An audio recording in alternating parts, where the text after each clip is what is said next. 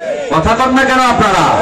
তুমি মন্ত্রী হয়েছ, বাংলাদেশের জনগণ তোমাকে মন্ত্রী বানাই নাই, জোর করে তুমি মন্ত্রীর গিরি 17 বছর বেতন নিয়েছ, ওইটার বেতন আগে বাংলার জনগণকে ফেরত দিতে হবে, ঠিক না বেঠে?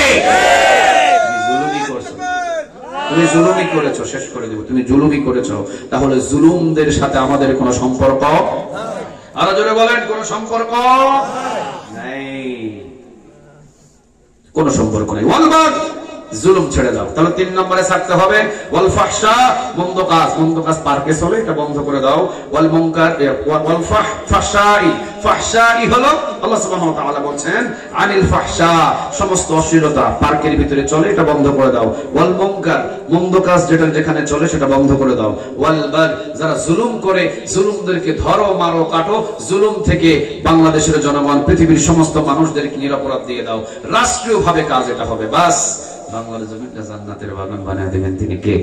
আল্লাহ এখন বলছেন ইয়াইদুকুম লাআল্লাকুম তাযাক্কারুন, যারা এই 3টা ধরবে আর 3টা ছাড়বে, পৃথিবীর শ্রেষ্ঠ মানুষ আমি আল্লাহ তাদেরকে বানিয়ে দেব। কেন বানাবেন? ইয়াইদুকুম লাআল্লাকুম তাযাক্কারুনের ব্যাখ্যা, তাযাক্কারুনের ব্যাখ্যায় মুফাসসিরিনে কেরাম বলছেন শ্রেষ্ঠ এই জন্য হবে, কিয়ামতের ময়দানে আল্লাহ তাদেরকে ডান হাতে আমলনামা দেবে, ডান হাতে আমলনামা নিয়ে তারা হাসতে হাসতে সোজা জান্নাতের দিকে রওনা দিয়ে দেবে। এই জন্য প্রতি জুমায় এই আয়াতটা তেলাওয়াত হয়। আজ থেকে মানবো তো ইনশাআল্লাহ। আরো জোরে বলেন, মানবো তো ইনশাআল্লাহ। রাষ্ট্রপ্রধান যদি 3টা মানে 3টা ছাড়ে, পুরো রাষ্ট্রের মানুষ ভালো হয়ে যাবে। কোন সমাজ যদি 3টা ধরে 3টা ছাড়ে, পুরো সমাজ শ্রেষ্ঠ সমাজ হয়ে যাবে। কোন পরিবার যদি 3টা ধরে 3টা ছাড়ে, ওই পরিবার শ্রেষ্ঠ পরিবার হয়ে যাবে। কোন মানুষ যদি 3টা ধরে 3টা ছাড়ে, সেই মানুষের ভিতরে শ্রেষ্ঠ মানুষ হয়ে যাবে।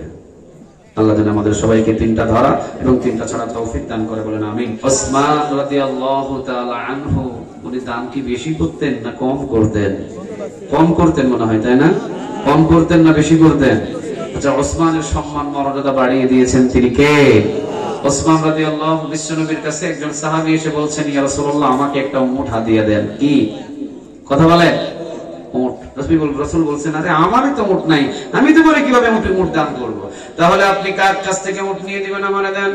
বিশ্বনবী বললেন যাও আমার জামাতা ওসমানের কাছে চলে যাও। ওসমান রাদিয়াল্লাহু তাআলা আনহুর কাছে গিয়ে ওসমান রাদিয়াল্লাহু তাআলা আনহুর খোঁজ করলেন। ওসমানকে, ওই যে ওসমানের বাড়ি, কাছে গিয়ে দেখেন ওইটা ওসমান। কাছে গিয়ে দেখেন বাতাসের তুলাগুলো যে আকাশে উড়ায় নিয়ে যায়, তুলাগুলো ধরে ধরে বস্তার ভিতরে ভরে। আচ্ছা বলেন তো দেখি, যে ব্যক্তি বাতাসে তুলা উঠতে দেয় না, উনি কি উট দান করবে? আমাদের বিশ্বাস হয়? রাসূলের কাছে গিয়ে বলতেছেন নবী, যেই কৃপণ বাতাসে তুলা পর্যন্ত উঠতে দেয় না, এই মানুষ আমারে উঠা দিয়ে দিবে কেমনে? অন্যজনের কাছে পাঠান। কয় না, তুমি ওর কাছে যাও। আবার আসছে পিঁপড়া বস্তার ভিতর থেকে চাল মুখে করে নিয়ে গর্তে যায়, আর ওসমান পিঁপড়ার মুখ টিপ দিয়ে পিঁপড়ার মুখ থেকে চাল নিয়ে এসে আবার বস্তায় রাখে। এমন কৃপণ মানুষ কি আছে? কথা বলেন, আছে? ভিক্ষুক চিন্তা করে রাসূল আপনি কার কাছে পাঠাইছেন যে পিঁপড়া একটা কি চাল খাওয়া পর্যন্ত সহ্য করতে পারে না, ও বুঝি দান করবে আমারে? রাসূল কয় আরে না, যাও তুমি সেখানে সোজা গিয়ে সালাম দাও। আমার কথা বলো। সোজা এসে সালাম দিলেন। রাসূল পাঠাইছেন উঠা দিয়ে দেওয়ার জন্য। আমি জানি ওসমান আপনি আমাকে উঠা দিয়ে দিতে পারবেন না, আপনার দেখে আমি বুঝে ফেলেছি, আমি গেলাম। ওসমান কয় কি কর? উঠছায় আবার গেলাম মানে? আরে দাঁড়ান। কাঁধের উপরে হাত দিয়ে ওসমানকে নিয়ে উটের খামারের ভিতরে ছেড়ে দিয়ে বলছেন সব উট আমার, যেটা ইচ্ছা সেটা নিয়ে যাও। সুবহানাল্লাহ বললেন না? ভিক্ষুক বললেন সর্বনাশ ওসমান, আপনি এ পর্যন্ত দেখলাম বাতাসে তুলাও পর্যন্ত উঠতে দেন নাই, এ পর্যন্ত দেখলাম আপনি পিঁপড়াকে একটা চাল পর্যন্ত খেতে দেন নাই। ওসমান বললেন ভাই, এই তুলা তো আমার কাছে রাসূল আমানত রেখেছেন, এই চাল তো রাসূল আমার কাছে আমানত রেখেছেন। এই যে চাল তুমি দেখেছো, এই চালটা হলো যাকাতের চাল। এই যে তুমি তুলা দেখেছো, এই তুলাটা হলো যাকাতের তুলা, এটা হলো জনগণের সম্পদ। একটা চাল যদি এই বস্তা থেকে কোনো পিঁপড়া নিয়ে যায়, আর আমি যদি ওসমানকে কিয়ামতের দিন জিজ্ঞাসা করা হয় ওসমান আমানত রাখা হয়েছিল রাষ্ট্রীয় সম্পদ, তুমি তো আমানত রক্ষা করতে পারো নাই, কিয়ামতের দিন ওসমানকে কান গড়ায় দাঁড় করাবেন কে? এই তুলা তোমাকে দিছিলাম, তুমি রোদের ভিতরে শুকাইতে দিছিলা, তুলা বাতাসে উড়ায় নিয়ে চলে গেছে। উসমান তুমি তো আমানতের খেয়ানত করে ফেলেছো, জনগণের সম্পদ।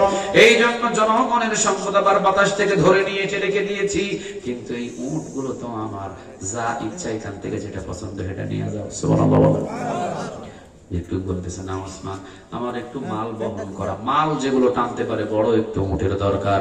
ওসমান বলতেছেন ইয়ামেনি শহর থেকে এখনই 17টা উট আসবে, আমার ব্যবসার কাজে মাল টানতে পারে, বড় বড় উট, একটু দেরি করো। দেরি করলেন, ইয়ামেনি শহর থেকে উট আসলো, 17টা উট লাইন হয়ে দাঁড়ানো আছে। ভিক্ষুককে বললেন ওসমান যাও এবার তুমি যে উটটা পছন্দ বেছে নাও। ভিক্ষুক সামনের উট দেখে পছন্দ হয়ে গেছে। ভিক্ষুক বললেন ওসমান এই সামনের উট অনেক বড়, খুব সুন্দর, এটা আমারে হাতিয়ে দাও। ওসমান বললেন নিয়ে যাও। বোঝাই করা কিন্তু মাল এখনো ইয়ামেন শহর থেকে ব্যবসার মাল বাঁধা আছে। সামনের উট ধরে যখন ভিক্ষুক টান দিলেন, এই কর্মচারী বলতেছে ওসমান মাল তো নামাই নাই। ওসমান বললেন সামনের উটের মাল সহ তাকে বলে দাও, তাকে দান করা হলো। সুবহানাল্লাহ বলবেন না? কিন্তু উঠের একটা নিয়ম হলো, সামনের উট যেভাবে যায় পিছনের গুলাও কিন্তু অনুসরণ করে সেদিকেই যায়, ঠিক না বা ঠিক? সমাজের ভিতরে দেখবেন ভেড়া, ভেড়া চিনেন? সামনের ভেড়া যেমনে যায় পিছনের ভেড়া এমনে যায়। সামনের হাঁস যেভাবে যায় পিছনের গুলাও কিন্তু ওই দিকে যায়, ঠিক না বা ঠিক? সামনের উট যেই দিকে গেলেন পিছনের 16টা উট ওই দিকে রওনা দিলেন। কর্মচারী বললেন ওসমান পিছনের 16টা উট তো রওনা দিয়েছে।